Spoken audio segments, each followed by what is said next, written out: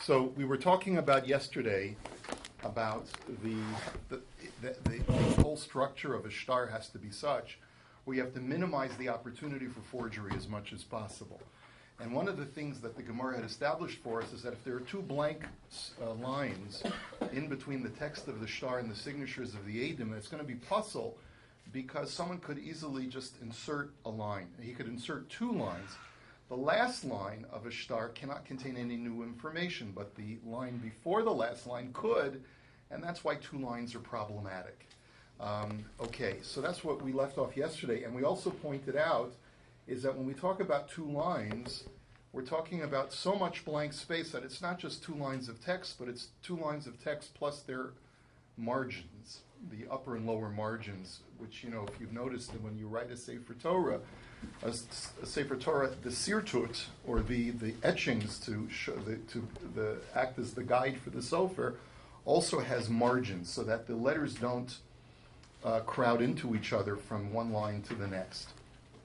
Okay, so that's what we're up to over here, and we're on Kuf Samach Gimel Amid Aleph, and we're up to Rabbi Shabtai Omar Mishmei Dechizkiah, which is the fifth line. He says, Shnei Shitin Sha'amru B'Ksav Yedei Eidim V'lo Ksav Yedei Sofer. He says, another kula is that when we say that two blank spaces make the shtar puzzle, that's only if there's so much blank space that the font that is being used for those two lines, the imaginary font, would be the handwriting of common people like the witnesses, not the font size of the sofer. And the reason is, my time at the Chol HaMezayef Lav Legabe Safra Azulu Mezayef. Because when a person wants to forge, he's not going to easily find the sofer who's going to be willing to forge for him. You know, there are not sofers for hire that are willing to forge a document. The sofer usually writes it when he has both parties present, or at least witnesses present. And so that's the point is that we assume that the way that a person would potentially forge a document is to do it on his own as a non-professional scribe. And a non-professional scribe typically writes letters larger than a sofer does. He'll try and approximate it, right, as much as he can, but we know that his font size is going to be larger, and therefore, if you have two lines that are the sofer's font size, that will not passel the shtar. It will only passel the shtar if the letters are a little bit, the font size of those two lines is a little bit larger. Now, the Gemara now says, but by the way, the Gemara doesn't tell us, you know, the difference in size. It sort of leaves it up to our knowledge of the way people write. Vikama, but how much margin space is there between the two lines? So Amar Rabbi Yitzchak ben Elazar Kagon Lecha Ze Al Gabe Ze. So the Gemara answers that you have to be able to write two lines one on top of the other with a Chaf Sofis on one line and a Lamed directly underneath it without them intersecting with each other.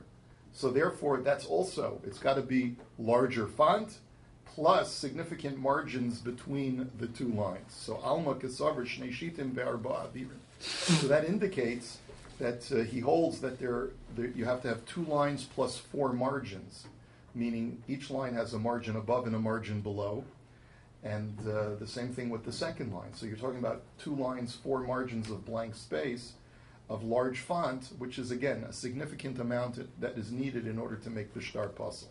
Rav Chia bar Ami mishmei du'ula amar kegon lamed milamala v'chaf milamata. Alma kesavar shnei shitim u'shlosha avirin. So he disagrees, and he says, no. While it's true that you could potentially write a lamed on the bottom line and a chaf on the top line, but that's not going to be a problem as long as they're mamish not directly vertically aligned. You could have the chaf sofis on line 1 a little bit to the right of the leg of the lamed on line 2 going up. And as every sofer can, every person who's writing can align that. And so therefore we see that Ula holds that you don't need four margins, you only need three margins. In other words, an upper margin for line 1, and then a lower margin for line 1, which will also act as the upper margin for line 2, and then the lower margin for line 2. Rabbi Avahu Amar Kigon Baruch ben Levi b'shita echas kasaber shita echas ushnei avirin. Rabbi Avahu is a little bit more machmir, and he says that you need only to have enough blank space for one line and two margins above and below in a larger font, and that is enough to render the shtar puzzle. And it seems like what he's saying is, even though we know that the reason why we choose the word Baruch ben Levi is because it's got both a chaf sophius and a lamed, which means you have to be able to write a line that will have a lower margin and an upper margin. And it seems like he's saying is that the two lines that Chazal said will make a shtar puzzle is the two lines without the margins, because one line with two margins is equivalent to two lines without a margin. Okay. Amar Rav lo shanu ela bein edim liksav avol bein edim la'ashrasa afilu tuvanami kasha. So now Rav tells us a huge chiddush, and he says, in addition to the fact that a shtar has the text, a shtar has signatures, and then a shtar has sometimes beneath it an ashrasa, which is a stamp of approval or a ratification stamp that's made by the Beis Din. The Beis Din will examine the document, and then they'll say, based on this document, we paskin that Shimon owes Levi $100, right? And they'll ratify it. So if between the Adam signatures and the stamp is a huge amount of blank space, that's perfectly fine, and that does not passel the shtar. And we look at the shtar as not only as a legal document, but a ratified legal document by Beis Din, despite the fact that there's blank space between the seal and the witnesses. Hold on, you'll see. So, Maishna bein Adam liksav, dilma mizayef v'kosav, my deboy v'chasimi sahadi. So the Gemara says, now wait a minute, I don't understand the distinction you're drawing. The whole reason why we said that blank space is problematic between the text of the shtar and the signatures is because we're worried that maybe a person will forge that blank space by filling in additional information and maybe even getting false witnesses to sign it, or forging witnesses' signatures. That's the whole concern. Well, if ben edim la'ashrasanami mizayif because of my deboy, v'chasimi sahadi. Well, then why aren't you worried about the same concern about the blank space between the witnesses and the stamp of Beis Din? What's to stop an unscrupulous individual by saying, okay, end of the text of the shtar, witnesses sign, and then he says, oh, P.S., we've also said that this shtar is only enforceable on a Tuesday that's cloudy with a tornado, right? And signed, by two witnesses, right? And then you have Beis Din's ratification underneath. And what's a guy going to do? So why aren't you concerned about forgery in the space between the witnesses and the ashrasa? So the Gemara answers Dimitayet lei, and others have the gears of Dimidayes lei. What it means is, at least according to Tosfos, is that you're going to take your ink and you're going to make dots all over the space in order to show that this is not blank, but that it doesn't allow anyone to come in and write anything. Okay, so that's the way you can do it. Now, obviously, then the question is, well, why couldn't you do that before also? So, ihachi ben edom l'shtar nami mitayet lei. So the Gemara says, well, why can't you do that? Why then should there be a problem of blank space between the text and the edom? Let's just tell the scribe before, let the witnesses sign, and then immediately afterwards put in the dots, so that there's no opportunity for forgery, and then you're fine. So the Gemara says, Amri sahadi atyutahu dechasimi. So the Gemara says, because if you look at a shtar like that, a person could say, I see that there's text, and then there's some kind of calligraphy design, and then the witness is signed. Maybe these witnesses were just signing on the calligraphy, on the artwork, and not signing on the text. Maybe all they were just a guy who's asked, here, sign this. Maybe we could claim here that they were just asked to sign on the calligraphy, on the art. They didn't know what the text was. Maybe they just, they weren't paying attention. Maybe that's what a person could claim. And that's why we don't allow the dots, because we don't want that claim to go through. But frek the Gemara, ben edim la'ashrasa nami amri beidina atyutahu dechasimi. Well, then why aren't you concerned that would be the claim if we had the art dots between the signatures of the Eidim and the Beis Din stamp. Maybe someone could argue, well, that's not a legitimate Beis Din stamp. They were only stamping that this calligraphy was done legitimately, but not that the text was was enacted legitimately. So the Gemara answers, Beidina atiuta lo chasimi. He says, no, that's not going to happen. You see, when you're dealing with witnesses, they could be very provincial and ignorant of the ways of the world. And if you tell them, here, sign this, see this beautiful art, and then sign, they'll think they're signing on the artwork. But a Beis Din is not going to do. Beis Din will never put a stamp of approval to ratify artwork or dots on a piece of cloth. They're going to read the whole document, and then they will not ratify it until they verified that the terms of the deal have been fulfilled. Frek the Gemara, v'leicha shtil magayas leila eila, umachik leili tiyuta, v'kasav mai deboyu, umachtim sa'adi, v'omer rav shtarabahu ve'edav al macha kosher. So the Gemara says, aha, but there's still a possibility of forgery. Okay, because let's say what happens is, you have the text of the shtar, you have the witness's signature, then you have the artwork, and then you have the seal of approval. What's to stop an unscrupulous person taking a scissors, cutting off the entire shtar, and just leaving the dots and the seal of approval? He'll erase the dots, fill in Shimon owes Reuven $1 million, signed. He'll forge signatures, and then he says, this has been ratified by a Beis Din. Look, it's got the seal of approval. What's to stop a person from doing that? What are you going to tell me? Well, people will be able to tell that it's erased cloth. But Rav Paskins, that you are allowed to write a shtar on erased cloth. That's still a legal document. So the Gemara answers, Hanicha l'Rav Kahana demasni lo mishmei de Shmuel Shapir. L'Rav Tivyumi demasni lo mishmei de Rav Ma'ika l'Meimar. So the Gemara says, in reality, this whole idea that you don't have to worry about blank space between Eidim signatures and the Ashrasa and the seal, there's a machlokus is who taught that teaching. Some say that it was Shmuel, and some say that it was Rav. According to those who say that it was Shmuel, then you really don't have a contradiction. Shmuel disagrees with Rav as far as whether you can write a contract on erased cloth.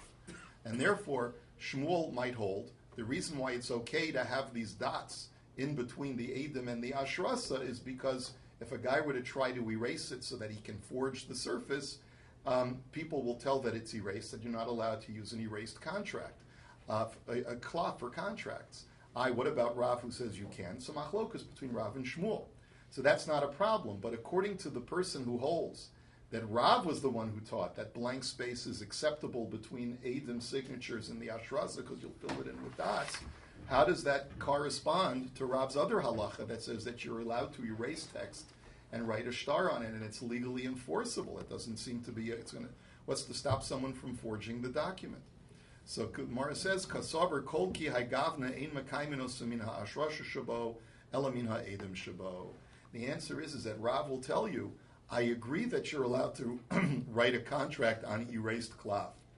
But if you do use erased cloth and someone challenges the authenticity of that contract, you can't point to the seal of the Beis Din because of this very concern that maybe someone cut off the top part of the text and just stole the seal. And rather, says Rav, if someone accuses the shtar of being a forgery, you'll need to ratify it by finding the witnesses and corroborating their signatures, or finding someone who can say, yes, I recognize those signatures. Right? So Rav will say it's not a problem. The Beis Din seal of approval is meaningless when it's placed on erased cloth. Okay. Rabbi Yochanan Omar. Now, Rabbi Yochanan diametrically disagrees with Rav. Rav says blank space between the Eidim signatures and Ashrasa is no problem. Rabbi Yochanan says just the opposite. He says, Omar lo shanu ela bein Eidim lichsav aval bein Eidim le'Ashrasa filu shita echas nami pas. He says, even though we hold that there's a certain acceptable amount of blank space, up to 2 lines, that can be between the text and the witnesses' signatures, but between the signatures and the Ashrasa, there can't even be 1 line of blank space. Even 1 line of blank space will render the shtar puzzle and not enforceable. Ma'ishna bein Eidim la'Ashrasa, Why is that? Because dil magayis le'iloi v'kosav hu ve'edav b'shita echas u'kesavar shtar haba hu ve'edav b'shita echas kasher. So the Gemara says, why is that? Because Rabbi Yochanan has a unique shita. I don't know if we paskin this way or not, but Rabbi Yochanan says that even though we said before that you're not anything that's in the last line of the text of the shtar cannot contain any new information, that's only if it's a multi-line shtar. But what if the shtar is in toto one line? Shimon owes Reuven $1 million, and as long as you have the Eidim on that one line, signed, are two Eidim, Avram ben Terach, signed Yitzchak ben Avram, the two witnesses, so then the halacha would be as long as it's just a one-line shtar, that's kosher. So our concern is that a guy could take a shtar with an ashrasa, there's a one line of blank space, he'll take a scissors and cut off the whole top part of the shtar, leaving one blank line and the Beis Din's seal of approval. He'll fill in a one line, he'll forge two witnesses' signatures, and now he'll have a fully ratified forged shtar. That's our concern, says Rabbi Yochanan. So the Gemara now says, Ihachi, bein Edom lichtav nami dilma gayez le'iloi, the cause of my deboy v'chasimi sahadi. But wait a minute, if that's the case, what's to stop a person even without an ashra? Forget about the ashrasa for a second. You said you can have up to 2 lines of blank space between the text and the witnesses' signatures. What's to stop a person from taking a scissors and cutting off the full text of the shtar? You've got one line of blank space above the witness's signature. Fill in, Shimon owes Reuven $1 million signed, and then 2 witnesses on the same line. And you've also got a legal shtar. So the Gemara answers, wait, Kasavar shtar haba hu b'shita echas ve'edav b'shita acheres pasul. So the Gemara answers, no, he says, because even, he says, in other words, you can write a one-liner, and then you have the witnesses below. Just do a one-liner. Just do Shimon owes Reuven $1 million. According to Rabbi Yochanan, that's kosher. And you have the witnesses below. So the Gemara answers, Rabbi Yochanan holds, no, it's only going to work if the witnesses are on the exact line. If you want to have a multi-line shtar, meaning text, and then after that, witnesses' signatures, that's not okay. The last line cannot contain any new information. It's only if it's totally one line with the witnesses' signatures that Rabbi Yochanan will say that a one-liner is okay. So v'leichosh dilma kasav hu ve'edav b'shita echas v'amar anu l'rabos be'edim hu da'avdi. But 1 second, what about this? What if he writes on the first line, Shimon owes Reuven $1 million, and then he gets 2 witnesses on that same line to sign, and then there's another 2 witnesses on the bottom because he forged the first line, and there's 2 real witnesses on the bottom, and he says, it's true that I have my 2 witnesses on that one line, but I wanted to publicize it more, so I got another 2 witnesses. This will be the guy's claim in order to forge it. What's to stop him from doing that? So, Kasavar kolki haigavna in makaimin osumin ha'idim shalamata elamin ha'idim shalamayla. So the Gemara says, no, because of this concern, that maybe a guy could have snipped off the very top of the text, Rabbi Yochanan is of the opinion that if you have a shtar with a one-liner with the Eidim on that one line, plus you have additional signatories below it, if that shtar is accused of being a forgery, you have to verify the 2 signatures on that top line. You cannot verify the shtar based on any signatures below. And that will prevent forgery from taking place, because if the guy forged the text and the signatures, no one will be able to substantiate the signatures. Any other questions, Mark? No, that answered it. Okay. Well, at the very beginning, you used the problem of having an addendum with 2 more witnesses. Do they have to be the same witnesses that signed above? No, not necessarily. So then how could you have an addendum that changes the nature? Because let's say it says, Reuven and Shimon hereby both agree that the terms have changed. Signed, so and so and so and so. Right? You can do that. You can have an addendum to an agreement as long as both parties agree to it. Wills you have it all the time. What's that called? That kind of, There needs to be no standard for the size of the piece. There's no standard for the size of the piece of cloth. Correct. Remember, we're not dealing with 8.5 by 11 pieces of paper. We're dealing with animal skin, right? And there was no standardized. Yes. Would a one-line star require a shavir v'kayam? No, so everything, the word sharir v'kayam, you see, everything that we're saying up until now is under the assumption that you're not writing sharir v'kayam. Remember, we learned this yesterday in the Rashbam. He said the only reason why blank space is a problem is because you're not writing sharir v'kayam. We're dealing where the minhag is not to write sharir v'kayam. Because if you wrote sharir v'kayam, then blank space is okay according to the Rashbam. Because if someone were to say sharir v'kayam, and then he would add stuff afterwards, then you wouldn't be able to do that. You can only write an addendum if it doesn't say sharir v'kayam. Once it says sharir v'kayam, it could be that it's already game over. Okay, gufa. Amar Rab, shtar habahu ve'edav al hamechak kosher. Now remember, what did Rab say? That as long as the text and those signatures are on erased cloth, then that's legal. Okay? So v'im tomar mochek v'chozer u'mochek. Now remember, why does Rab say that you need both the text and the signatures to be on erased cloth? They either have to be on virgin cloth or they have to be both on erased cloth. If you have part of it on erased and part of it on virgin cloth, so then it's clear that something funny is going on. Either the signatories signed to something that was originally not there, or the text was written and originally witnesses signed who weren't kosher, and you got other witnesses to put there. So you need to have consistency. You need to have both the text and the signatures on erased cloth in order for that contract to be kosher. V'im toimar, mochek v'chozer u'mochek. But 1 second, how do you prevent forgery if you're permitting a contract to be written on erased cloth? What's to stop someone from taking a contract that is written on erased cloth, erasing the text, keeping the witnesses' signatures, and writing a new text? After all, it's erased, it's erased. How are you going to tell the difference? So the Gemara says, Eino doime nimchak pam echas lenimchak shtei pamim. Because you'll be able to tell if the cloth was erased once or if it was erased twice. Now, you and I might not be able to realize this because we think of erasure with a red rubber tip of a pencil.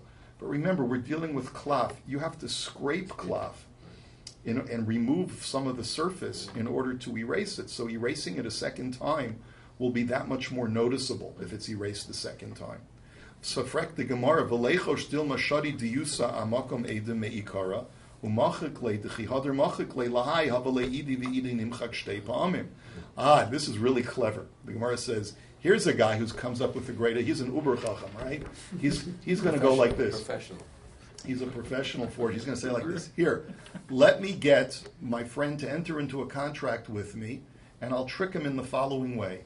I'll make ink marks on the place where the witnesses are supposed to sign on, towards the bottom of the shtar. And I'll tell them, I'm sorry, we spilled some ink. And then I'll have to erase it. And then what's going to happen is, then he says, Amakom edem ikara, umachakle. So then, d'chihader machikle lahai. So then we'll write text on the top part, and then we'll write text. I'll have the Edom sign, and then what I'll do is that I'll have it, or what I'll do is I'll take erased cloth. I'll spill some ink on the place where the witnesses are supposed to sign, and I'll say, sorry, I got to scrape it off because some ink spilled on there. Then we'll fill out the shtar on this erased cloth. The witnesses will sign. They're signing on cloth that is erased twice. The text is written on cloth that's erased once. And that'll give me, a forger, the opportunity to erase the text. So now it's a second time erased. Fill in the text. And when a person looks at it, it'll look like the text was from twice erased cloth, and the signatures is on twice erased cloth. What's wrong with it? So you see from here, Amar Abaye Kesavar Rav Ein Ha'idem Chosma Lamachak Ela Imkei Nimchak Bifneihem. So you see from here that Rav holds that witnesses will never sign a piece of cloth like that. If they see that something funny is going on, that their signature is going on a surface that is twice erased, and the text is only on a surface that's only once erased, the witnesses will never sign. And like the Rashbam says, Vim yiru makom chasimasa meshuna b'mechika mina elyon. If they see that the place where they're signing is different because it's doubly erased, and the text is only once erased, lo yachtomu, they're not going to sign. Wouldn't the logic be that it should be a kosher text to start with? You know, let us say you were being honest, okay? Right? And something happened. Okay, so you have the witnesses signing on a double erased space. Because there was some ink that spilled on it. Legitimately. Yeah. And the text is on a once erased. Why would that be kosher? Because It wouldn't be kosher. We're not going to let the witnesses are not permitted what I'm to saying sign. is that the Havamina. In other words, we said before that if you have it erased, everything has to be erased, including the space of the signatures. Right. So it's all in one. So it's all uniform. All uniform. Yeah. So if it always has to be all uniform, how could you even expect to be able to have witnesses sign it when it's not uniform? So that's the thing is that maybe the witnesses don't. I'm just trying to understand the Havamina. The Havamina is that the Gemara thought that maybe we could convince the witnesses to sign because they don't have to carefully examine the text. They don't have to carefully examine the text to check whether it's erased once or twice. The maskan of the Gemara is no. Edom have a responsibility whenever they sign to check the quality of the writing to make sure that there's no the possibility of forgery. If these are unsophisticated witnesses, that was the earlier argument that provincial, and they would even sign thoughts. Now Right, they're, so now I they're going to guess- be examining the second erasure. It sounds Right, we're giving them a lot of So I guess Rav holds that it's one thing to accuse them of signing on artwork. It's another thing to accuse them of signing on something where they should have known that forgery was possible. I guess even a provincial person would be able to smell a rat. Actually, the article says it's not just the artwork, but they're signing that this would have been possible, this star that had not filled in all these dots in here, and it's signifying that these dots are all filled in before we signed it, to make the star kosher. Okay, so that's all right. That's already something else. The art scroll. so- Maybe so that's maybe that's the point. Maybe the point is that they're signing that the artwork was filled in as we're signing the star, so that it's not a puzzle star. Okay. Have a wonderful day. Rabbi Chanan ben Akasha Omer Ratzah HaKadosh